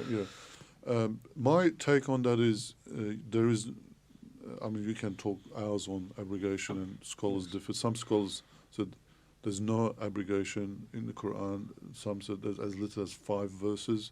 Some talked about a few hundred verses. Right. And who's true, right? Who's correct? My take on it is that in theology there is no abrogation. You can't change truths. Like if there are truths, truth is truth. You can't change it. But in terms of legal and ethical guidelines, ethical things should not be abrogated either. Ethics is also somewhat universal. Yes. And the only thing you can abrogate is practices. Right. You know? And even policies and practices, even those, I would say that Quran doesn't abrogate, but what happens is that there's a natural, as I maybe said right at the beginning, when you read the Quran from your lens, certain things come at you, certain things kind of go to background. So there's a natural filtering that takes place, which is sometimes risky because, again, if you do it as a scholar, you got to be very careful in that. But if you're doing it, rules. not like if you, as I said, for example, the verses about interfaith dialogue, for example, when you read it, let's say a Palestinian in Israel or in West Bank, he's going to read Quran, he's going to bypass those verses because it doesn't apply to him. His condition is different. His land is occupied. There's a lot of apartheid-like, treatment of. So, I mean, it would be silly to say let's have dialogue. But whereas for Muslims living in Australia, we're peaceful. Everyone has rights. We're part of society. We're accepted as part of this. But we follow different religions. There's a need and a very large space for dialogue. So those verses jump at me more as a Muslim living in Australia, the verses that talk about dialogue. And those are teachings too. Those are revelation too. Like, why would you choose one over the other? Why would you choose conflict? And so I guess this is why the Quran, when Quran talks about the revelation to Prophet Muhammad, it says, we've given you book and wisdom. Like, book is revelation, wisdom is the ability to correctly understand that and read the time and the context you live in and apply that revelation correctly for beneficial and good and merciful outcomes. Ultimately, if something is, an interpretation is leading to ugly, unfair and incompassionate outcomes, you've done something wrong, in my opinion. I think this leads into the next question, one of the areas that I really wanted to talk to you about as well, which was the new atheist Sam Harris's conversation with Omar Aziz. And the basis of this conversation, which has been called the best podcast ever, I think, is around Sam's assertion that you can trace all of the negative behaviour or even attitudes within, he talks about concentric circles of the Muslim population, to the text themselves, and that is all. And so it ends, he talks about bad faith, like arguments in bad faith. I think Sam develops quite a bit of bad faith in this particular interview. What do you see what do you think the problem is with this? I know what I think the problem is with this, but what do you think? What do I think? Yeah. Well, it's a bit in terms of what he talks about. I'll listen to what you say first, but I'll talk about it's a bit technical in terms of his argument, but I'd be interested in what you think about the problem with sort of placing all of the ills that you see in relation, in some form of relationship to Islam, like Islamic extremism and or violence against women, or extremely punitive laws within certain theocracies and things like that, back to just the texts themselves. Yeah. Look, we know that that's not a new claim. Sam Harris is just using the same old Orientalist claims that has been written for the last 300 years, Could you explain which has that? been revitalized since 9/11 to some extent, that the argument is there's something inherently wrong with Islam itself. If Muslims try to be religious, they become worse rather than become good. Yes. So the problem is with religion, and if Quran and Hadith are the religion, the problem is with those texts. Yes. I hear this all the time, and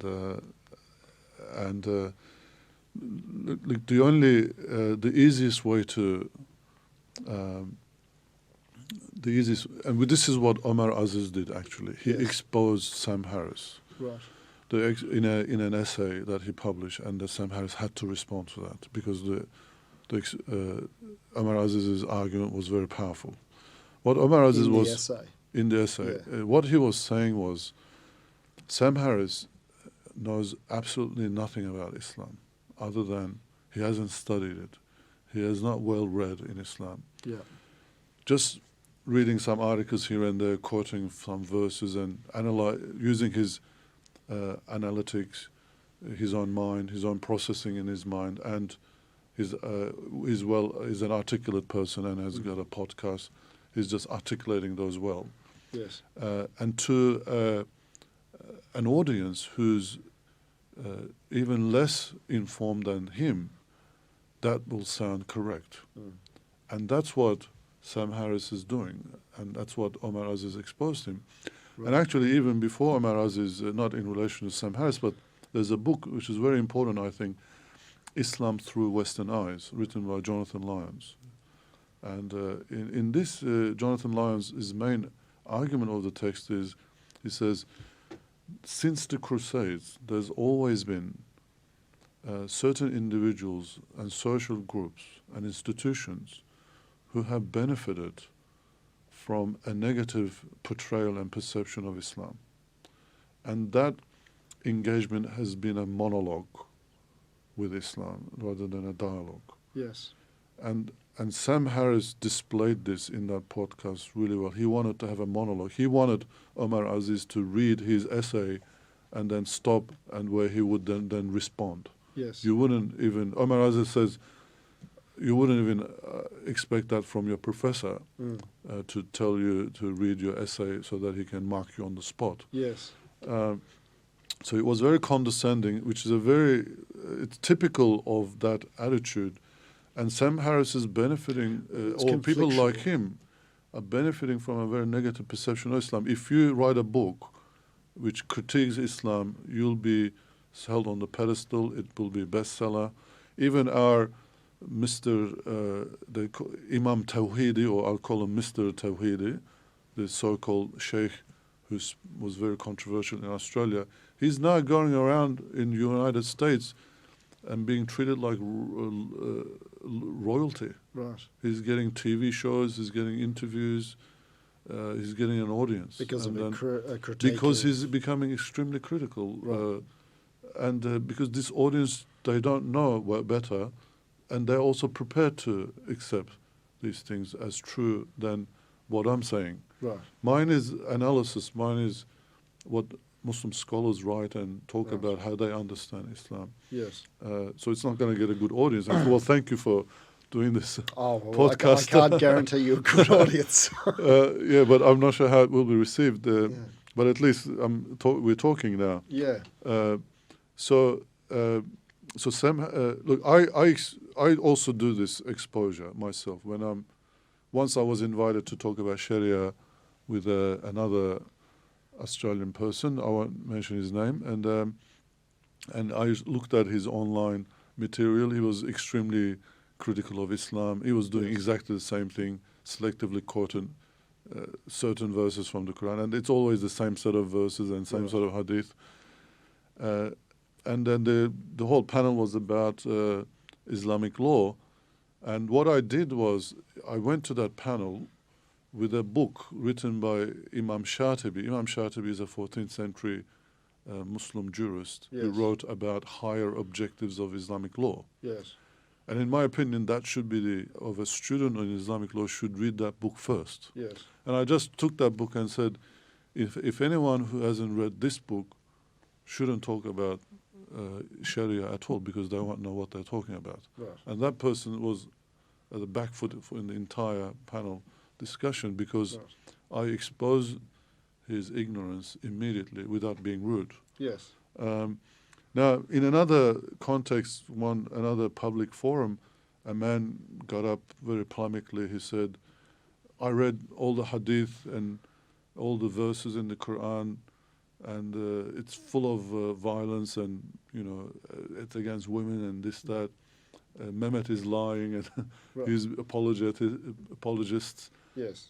And then my response to that was, well, sir, if you have read the entire Quran and entire Hadith, can you please tell me one good thing that you saw Right. in those sources? One good thing, please. Yes. With a quotation as well, please. Right. Nothing, absolutely nothing, because Yes. he hasn't read it. Right. He is I mentioned a couple of things earlier, so I saved myself. Yeah, well, you can read, but Yeah. there's a difference between the claim that you're an expert Yes. to claim that I have read about Islam, I'm informed. You can say you're informed, maybe more than average person, Sure. but to claim that you're an expert and then debate with an expert, Yes. say to an expert that he's lying, is a massive dishonesty. Yes. And this is what's happening. It is a bit insulting. I think It's insulting, and there's dishonesty there because the claim for expertise is not there. Yes. So this is exactly what Sam Harris is doing, and in a way, Sam Harris is getting away with it because bashing Muslims and Islam is acceptable. And I saw this in Sam Yes. Harris's discussion. It wasn't a debate with Right. Jordan Peterson. Oh, yes. They have a very popular, I Debate think it was series. in Vancouver and Yes. Dublin, and I watched all of them, Mm. and I was really interested in what they had to say. And in both of them, although it wasn't done badly, but Yes. in both of the cases, they always give as a bad example from Islam, both of them. Oh, right. And because if they're critical of, let's say, if Sam Harris is critical of Christianity, Jordan Peterson is going to really snatch, and maybe the Yes. audience, half of the audience. And That's where they find common ground. yeah, is if their they have critical of Judaism, Yeah. it'll be labeled as anti-Semitic. Yes. But talk about Muslims, Islam negatively, no one's gonna defend Muslims. Well, So- it should be pointed out that Sam Harris has been critical of Christianity. He's written a letter to a Christian nation. He's an atheist. He seems to have fixated on Islam, and I think that's because it does. I think to some extent it's about the way that your audience reacts in terms of what you then choose to continue to speak about.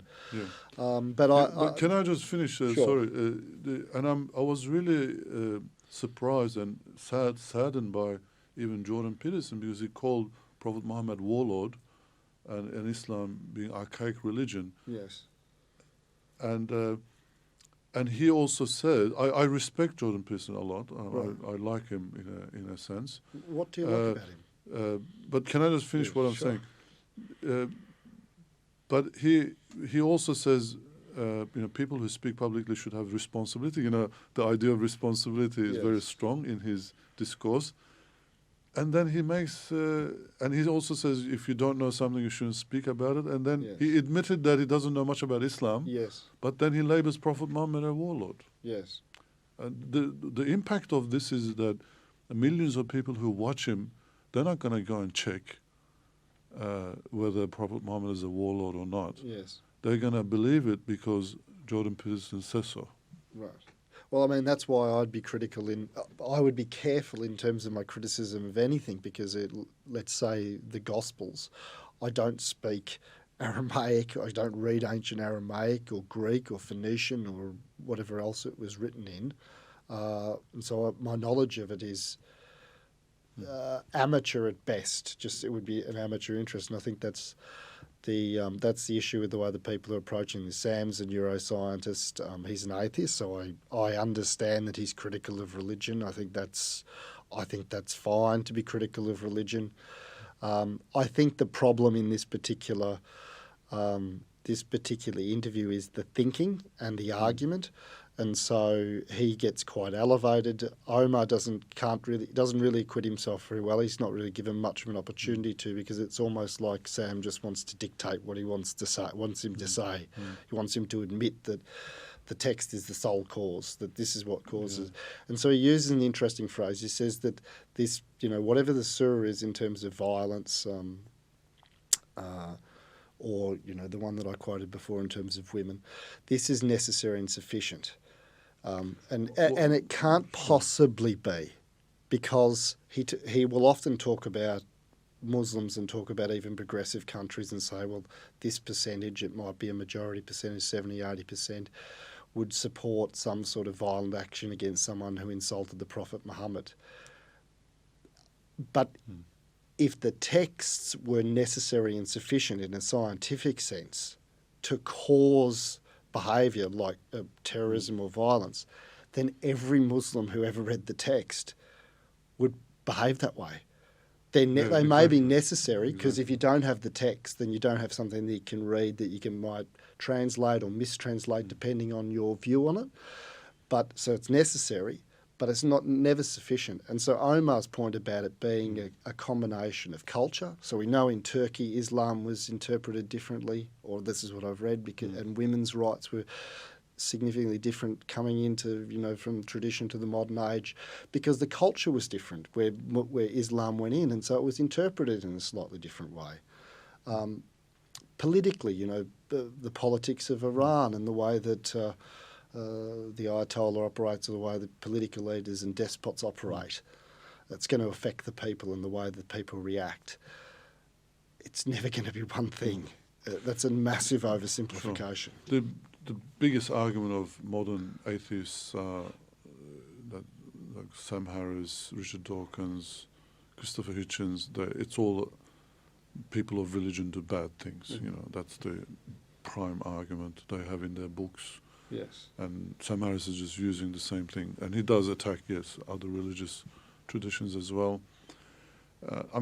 They have a point. If religion is supposed to make you a better person, why would you get out of the religious people these fanatics? But I would put that to not the text. I guess his mistake is to extrapolate that to the text rather than the human. Well, solely to the text. Solely to the text, yeah. Yeah. It's really a human element in there. Like there's a strain in humanity that likes fanaticism or conservatism. And Jordan Peterson talks a lot about this, order and disorder. Yeah. There's that human archetypes, and you'll always have fanatics in any society, in any religious and by extension, whichever worldview, ideology, or religion is dominant in that society, it's going to reflect into that religion. Yes. So the main thing is to moderate that by the text, by interpretation of the text, and by the cultural norms and so on. And this is exactly, even the Prophet himself saw this. Even in his time, some of his followers were going into extreme in their religious practice.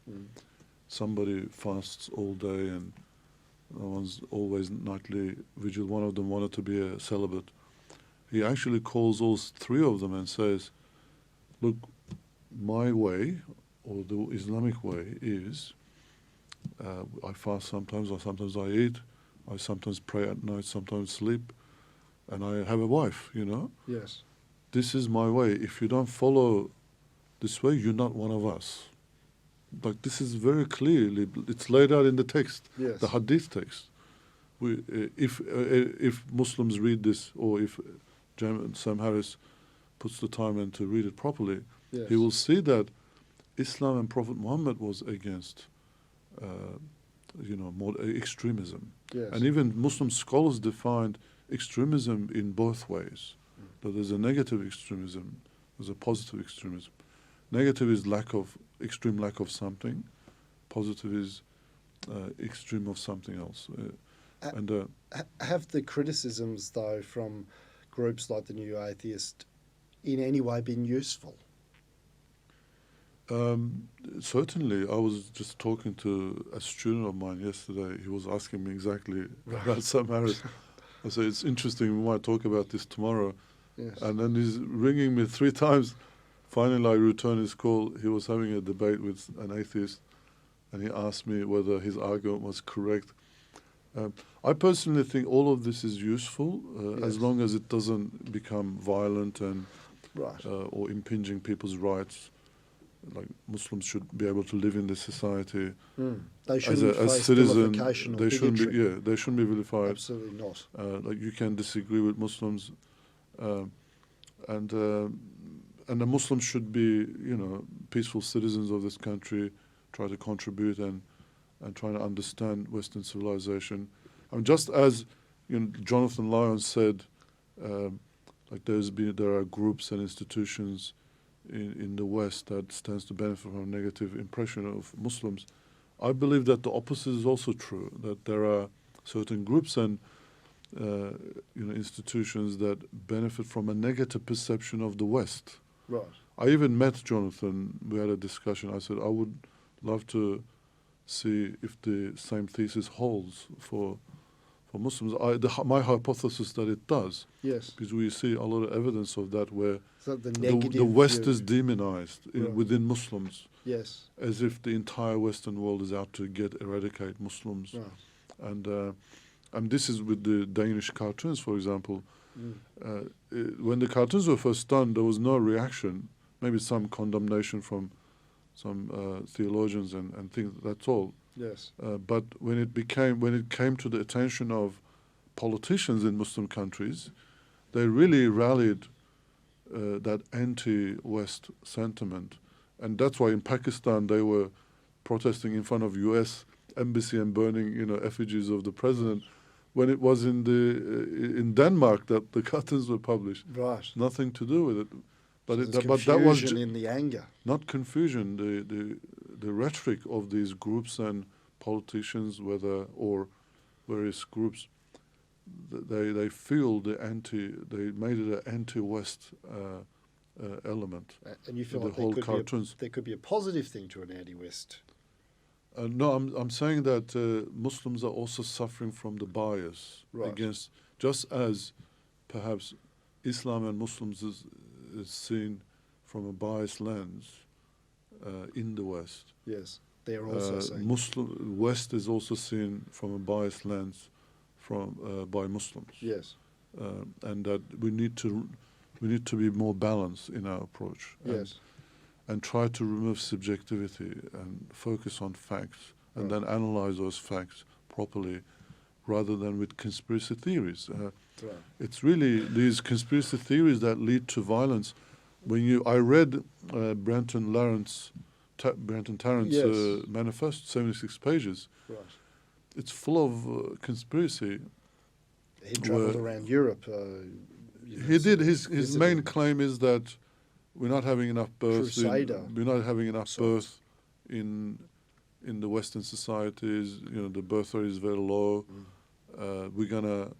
We're running out of white races, diminishing, and then these migrant Muslims are coming, invading by migrating, having lots of kids, and over time, Western society is going to disappear, and these Muslim hordes are going to take over. Yes. That's whole.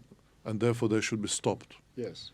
So not only they should be stopped, but the politicians, the Western leaders who, in his view, have the wrong policies. Yes. He really wants to reverse those. The Muslims, again, are byproduct and an easy target. Well, I spoke to Stephen Croucher, who wrote a piece directly after the Christchurch shootings about the rise of white supremacy and essentially the politics and psychology of hate and how it develops. And so there are really no easy solutions in terms of that, but it really does come down to breaking down barriers between communities working with each other. Because, I mean, whenever people are coming to a country, in this case it's unusual because he didn't live in New Zealand, so he'd come from Australia to perpetrate this in New Zealand. But a lot of his distorted thinking had come from the internet and from echo chambers and things like that. And the answers to this aren't straightforward. And unfortunately, there's a fine line between an ideology and violence. You know, first people become converted to an ideology, and then not everybody who holds that ideology will end up, being violent, but yes, some people will be radicalized to the extent of becoming violent. And this is what happens with Muslims or Islamic radicalism. It's not a religious thing. It's mainly political. There's an ideology of why are Muslims, as a narrative, why are Muslims suffering in the world? Who's responsible for that? And what's the solution? And these ideologues blame it on the West, the puppets in the Muslim countries, and they say dialogue doesn't work, peaceful means doesn't work. It's just a trap. The only way to address this is violence. Yes. Similarly, I fear, like I was actually warning about violence towards Muslims because the Islamophobia is also a narrative. Yes. And unfortunately, people like Sam Harris are contributing to that, even to a level where I wrote a piece as well after Christchurch bombing in ABC Religion and Ethics, where I argued that before the white nationalism or white supremacy was a very fringe ideology. There wasn't a narrative, but online ideologues like Sam Harris, who really articulate well, they speak well, they close that gap between that ideology and the narrative, and that gives a narrative and a conviction to a very big, large number of people online. And some of those people like Brenton Tarrant, who has issues with, he's an incel, involuntary celibate, he looked that way, and the evidence points towards that. Right. Dr. Peterson's very, very sympathetic to incels, so. Well, he is, yes, he is, and but there are social forces out there that in our society, in Western societies, that produce the incels.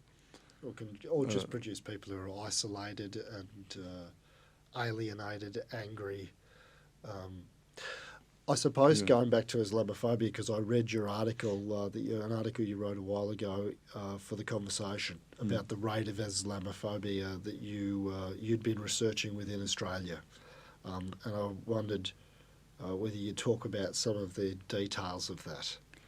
Yeah, the Centre for Islamic Studies at Charles University that I lead has published a report in 2017 that analysed 243 cases of actual Islamophobic incidents, online or in real life, that was reported to a register that was Islamophobic register. Like prior to this report, a lot of the discussion about Islamophobia was it exists or it doesn't exist, but it's a sentiment. Even if it exists, it's a negative sentiment about Muslims and Islam. It's just a bias, essentially, a negative cognitive bias. But this report showed that it's not. It actually leads to action, or towards Muslims, abuse or discrimination, abuse, and the next step is violence, and we saw that with the New Zealand shooting.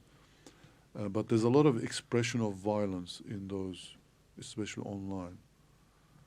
Like for example, in our neighborhood, a Muslim childcare center opened. We should go and burn it. Right. Like this is online comment. Yes. Well, and a lot, again, these things were dismissed when you go and talk to authorities and police. They say, "Oh yeah, look, these people are radical and they're just the fringe." It's always dismissed. It was always dismissed. Whereas if a Muslim talks about, "Hey, here's a school, maybe we should go and bomb it," and he'll be arrested and put in jail for life, perhaps. yes. For terrorism charges. Yeah. So the terror laws, it looks like it only applies to Muslims. Well, yeah, I suppose in the level of white nationalist terrorism but like incident rate, if you don't count 9/11 and things like that, is far more frequent as far as I can remember from what Stephen Pinker talks about. I suppose the history in terms of Australia of white nationalist attacks would be, it's where you develop the sensitivity, isn't it? So we had Bali with the bombings that Australia was affected by that, and that affects the country sort of psychologically. I understand why but we have these laws, but It's again, the asymmetrical, is laws your don't point. say Muslims should be, if they're caught this we should. It's very generic. It applies to everybody. Yeah. The laws are articulated in that way.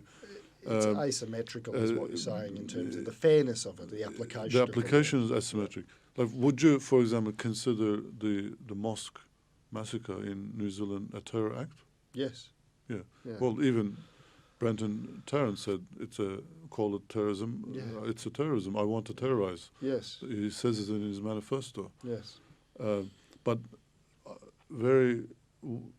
he's being charged for mass murder, not terrorism. And also, I really feel.